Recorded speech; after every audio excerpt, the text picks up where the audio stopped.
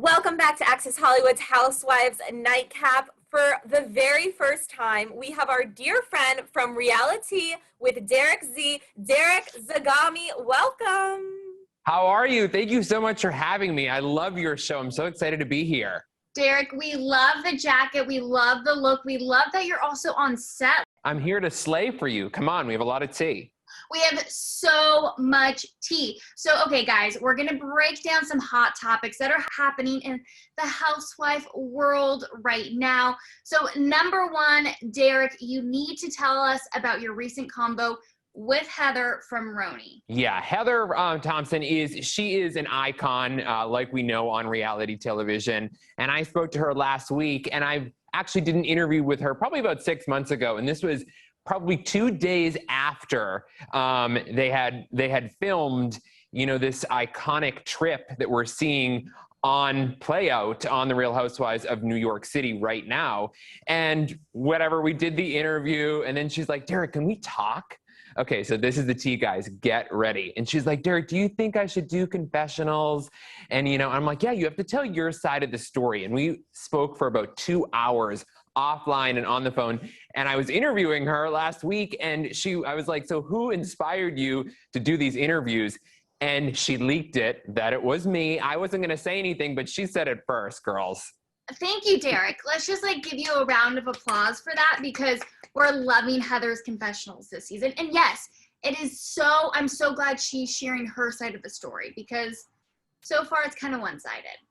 Okay, moving on to some other things swirling in Housewives world. Rumors of Tamra and Heather Dubrow coming back to Real Housewives of the OC. Derek, do you see this happening? Okay, I have some exclusive information that I'm only sharing with you guys at Access Hollywood Housewife Nightcap. Okay, get ready. I told Tamra Judge that I was coming on the show today. And I said, do you have any tea? Do you want to spill anything? And she says, quote, that she knows nothing and that she's kind of been removed from the Housewives. So I know these rumors are going around right now. I haven't spoke to Heather, but, I do think we miss, Tamra on this show. And I think we miss kind of the OG feeling.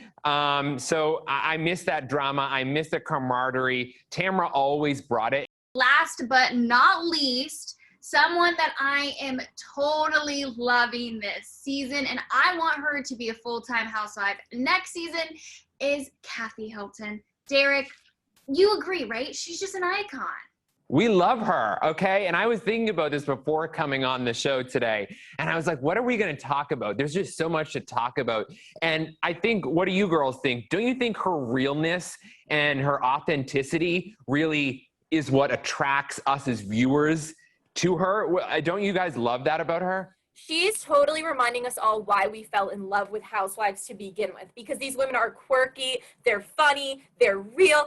And you know what's cool about Kathy is she's a bajillionaire and still is so relatable and hilarious.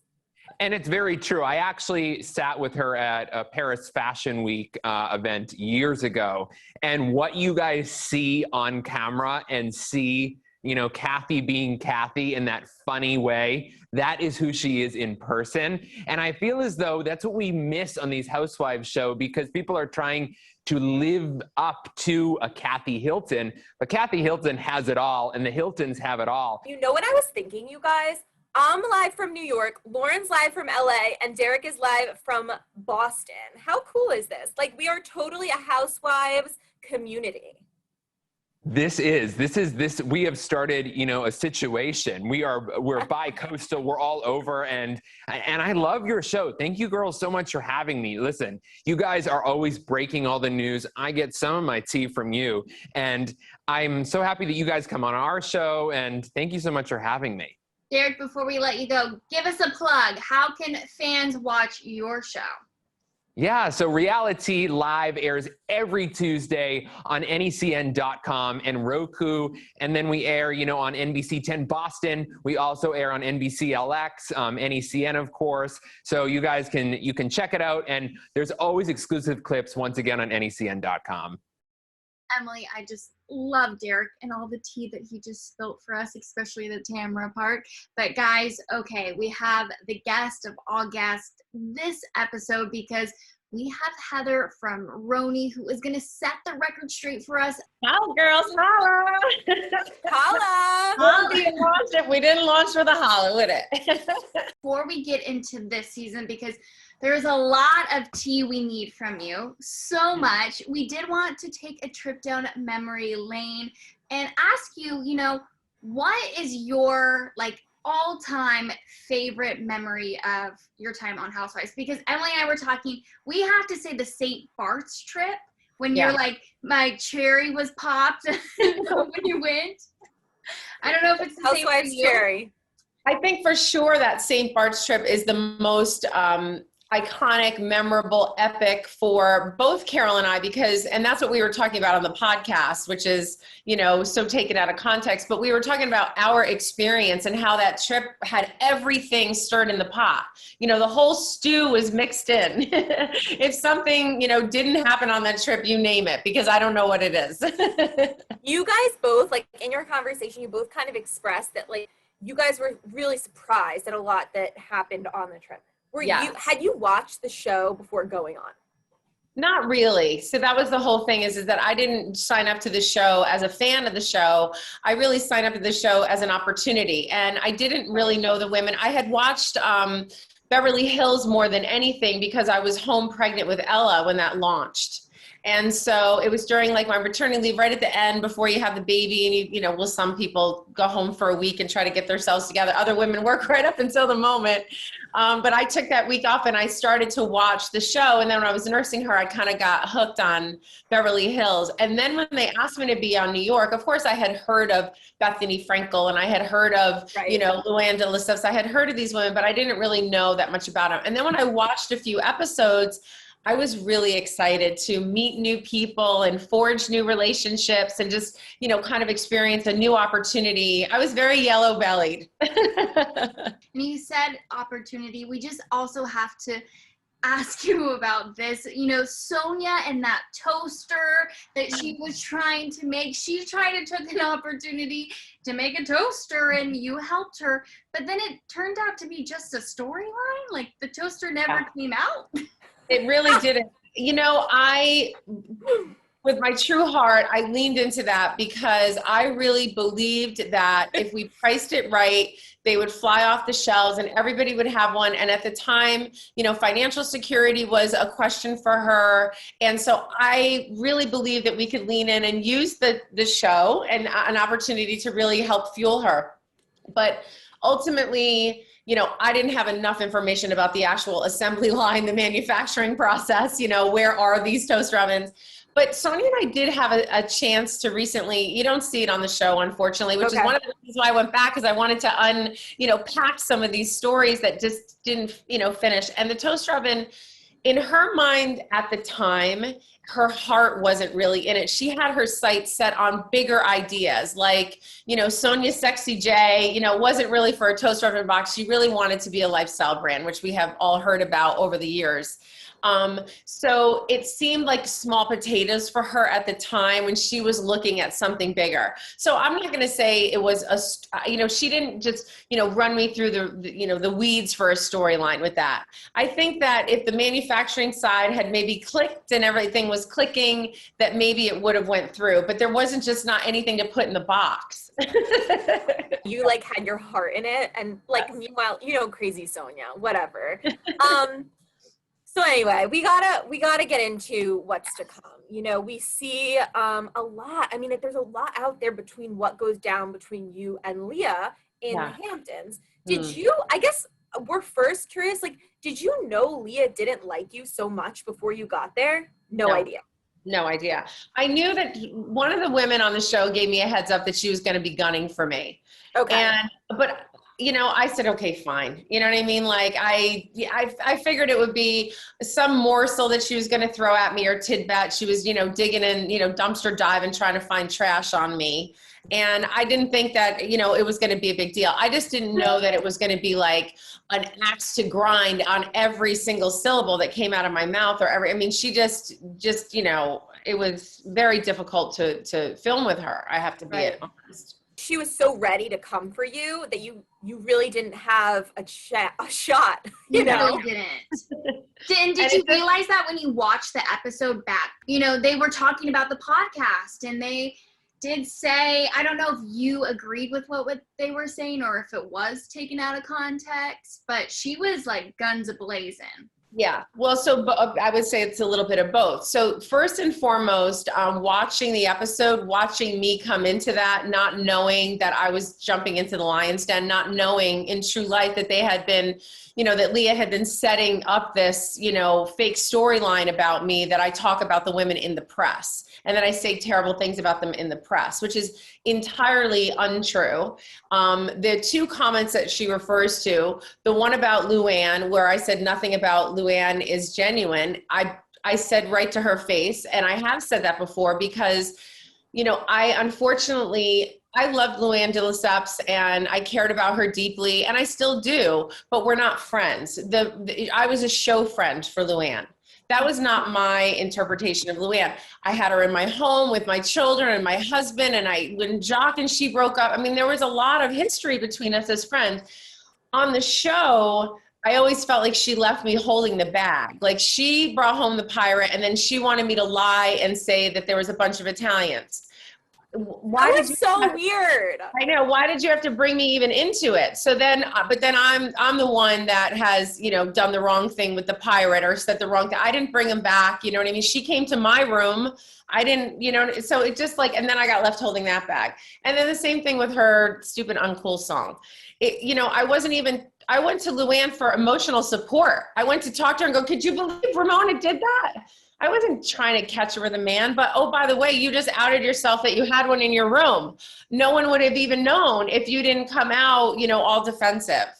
And so with that kind of stuff, you know, she didn't really believe that I was trying to do it, but she took the opportunity and made a song about it. And she didn't like call me up and say, girl, you know, I got to do this for the show. You know what I mean? So, and she, you know, lambasts Carol and I in this cabaret act that she has, where we're actually scripted into the show, where she's calling us out for being uncool and all this, which is not even true. And to me, I never said a word about it. I heard about it. I have a million videos from people at the show that they sent, you know, it was in her script. It wasn't like a one-time thing, because it's the show that we're on. So I didn't care about any of that. But then when I would come back on the show and she allows Leah to fight a fight that's not even hers, it's not even Leah's fight, and Luann didn't care about the podcast, and none of them even listened to it. That was the best part about it. She was, you know, I thought it was really crazy because the fourth wall was, you know, very, you know, up and sturdy when I was on the show. I mean, she's reading a sensational headline off of her phone. It's not even the podcast. So you were not then surprised when Luann took Leah's side, because it's clear that she did.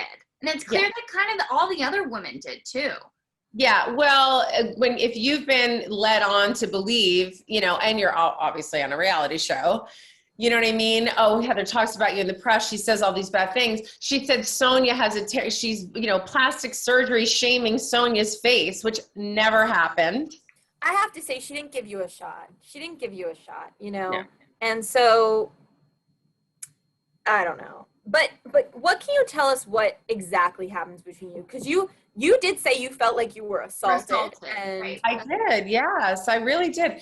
I mean, listen, when someone throws something at you, you know what I mean? Like, that's assault. You know, when there's malice and they're angry and there's anger, was I ever in fear of myself? Or never? I mean, my blood pressure barely raised because it was, the whole thing was, and you know me, if I'm angry, you know, there's a point where I'm like, this is ridiculous. But it was so outlandish and ridiculous. It was like comical. Like, I was never threatened, or I was just like, this is ridiculous. That's what I felt like. So you obviously stopped filming after that. It's been reported. I think you've already confirmed that too. So have you talked to any of the ladies afterwards? Of course I have. Yes, I have. Nobody expected what happened to happen. No one wanted the outcome that came, from that weekend. And, we all get 24 hours in a day, and it sounded like a good idea. But when I went back and did it, it just wasn't right for me. It was not how I wanted to spend my time. And, we hit the lowest common denominator in the first 5 minutes of me being there. So, you know what I mean? I don't want to negotiate race wars all season. I don't want to, be screamed at with, just libel and slander and all this stuff that's not even true. I really wanted to go in and I wanted it to be like it used to be. I wanted to go in and revisit old relationships and meet new people. I was excited about Eboni joining the cast. Obviously, I had, really, had a strong opinion about the diversity of the show since the minute I walked on it, and worked hard to try to get, women of color on the show. And, that's been widely known. So when they finally cast, the first Black woman on the show, I was very excited for that, Black, brown, whatever, like bring them on, Do you think Eboni gave you a shot? Because she was here yesterday. We haven't aired the interview yet, but she did say that she's not like, just because she was close with Leah, she tried to give you a really fair shot and not side with Leah because she had beef. Do you think Eboni gave you a fair shot? I do. I think she would have given me a fair shot. When you watch the episode, I think she stirred the pot and she caused an issue, and she didn't speak up loud enough for, stirring that pot. Like, we had a conversation that was off camera, and I went to her room because she had said that she was a cheerleader in college, and I had to do this cheering routine. So I went up to her room to see if she had a cheer that she could share with me. And she was like, girl, no, we shook some pom-poms and that was it. I don't have a cheer to share. And then I said, boy, Leah's really, gunning for me. I just cannot catch a break. And I said, in this whole voting thing, and she said, yes, it's very upsetting to me. And we both shared with, our opinions of that it's a privilege to be able to vote and not to, so we both shared, and it was a very quick conversation. So then when she was recounting it to Leah, I think she could have said, wait a minute, girl, you're going way too crazy. That was not what happened. Like, she just let her storm out of the room. She then followed up with it. She didn't, she had an opinion as strong as I had an opinion, but I was the one that was a Karen, and she called me a lot worse things that are not on the show than just a Karen. But, then she started name calling me all this ridiculous, and Eboni sat silent when we just had a conversation the night before about speaking up. So that I thought was cowardly. You were a little disappointed. Yeah, I was. It was another reason, not to go back. It just every box was like, no. So looking back with what happens between you and Leah, do you have any regrets? Would you have done anything differently? I don't like to live with regrets, but when you watch, first of all, I hadn't been on the show for many years. I had no idea that they had, for 2 whole episodes or 2 days, drummed up this thing against me, that I was walking into, an ambush. I had no idea about that. So, I'm pretty quick on my feet, but maybe, I would have come after Luann harder about the cabaret. Like, are you kidding me? But I was just I was really defending that what she was saying was not even true. That wasn't really, I was just defending the sensational headline. And instead of defending the headline, I could have went after Luann and say, who are you to call me? But I was saying I never outed her for what she was saying I outed her for. But nothing with Leah, though, because, Leah recently actually posted on Instagram kind of slamming you once again. What else is new? What else is new? But do you have any regrets with what went down with Leah? No, I can't. I have zero opinions other than a negative one about the woman. You know what I mean? There's nothing impressive. She should have went home to her grandmother because. Will you come back again? Yeah, that's what I was about to ask. Yeah, I would never say no. I would never say no to, it wasn't right for me this season. It sounded like a good idea. The reality of it with all the things that were going on and the personalities I was dealing with and, watching, like, there's sad things in the show. There's things that worried me on the show when I was on it 6 years ago. You know what I mean? Like, it's a whole amalgamation of how do I want to spend my time, and my cellular, makeup is affected by that type of toxicity and that sort of thing. So it's not healthy. I've got 2 teenagers at home that have opinions. They watch the show now. It's not like they're little kids. So there were just certain lines that I wasn't proud to be a part of. You know what I mean? That I wouldn't want my kids to watch that and be like, oh, look at mommy. Yeah. At some of the, like the dinner scene and that sort of thing. I think that individualism is important and everybody should be themselves. And I even say to Lee on the show, like, you do you. But there were certain lines I wouldn't hang out with. In real life, I wouldn't hang out with her. She would be, not on my roster. So what was she slamming me about on Instagram now? I'm curious. She was just saying that, like, you've been going to the press a lot recently and stirring the pot and, Okay, she says she wrote a lot, but she said she's seeing a narrative emerge that she's not comfortable with and thus feel the need to speak out. Heather was unable to forge natural connections with any of the women, and that is why she discontinued filming. Everything that she's been saying about me in the press these last few weeks bears no resemblance to reality. I took issue with her from the beginning because I'm not a fan of disingenuous people.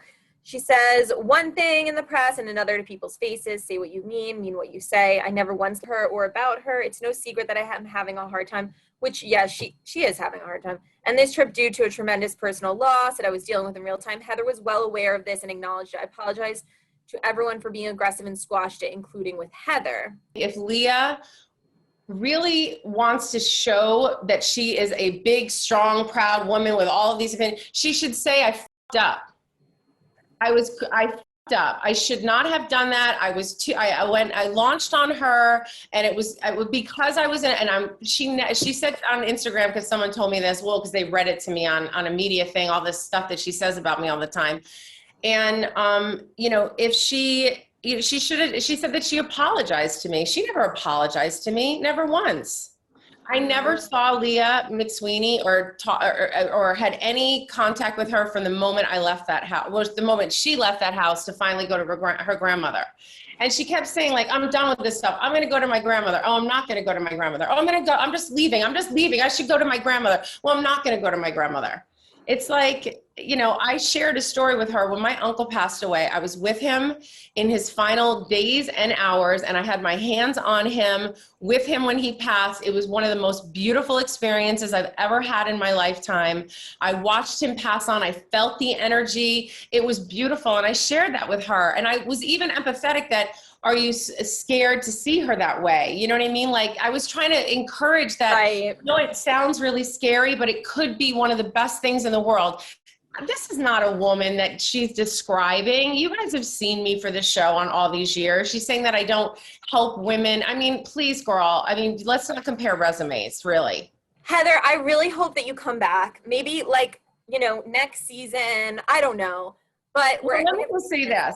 I'm going to just, for one final thing, it's a joke, right? So the women don't decide who's on the show or not on the show. The relationships that I have with the women are all, she can't say to me that she has no idea. That's all bullshit. What Sonia said to me, what Luann, the phone calls I got from the women, you know what I mean? Including Eboni seeing me, it's just like crazy. So all of that is ridiculous. I decided not to film again because I had not signed my contract. I was not going to move forward with the show. So I honestly think that she thought that she could just like punch bag me all season and that I was under contract and that I was sucked in like the rest of them, but I wasn't. Yeah. So, single-handedly, they wanted a sixth player for the show. We all know it works that way. And so all she did is self-produce and undermine the network. That's how I look at it.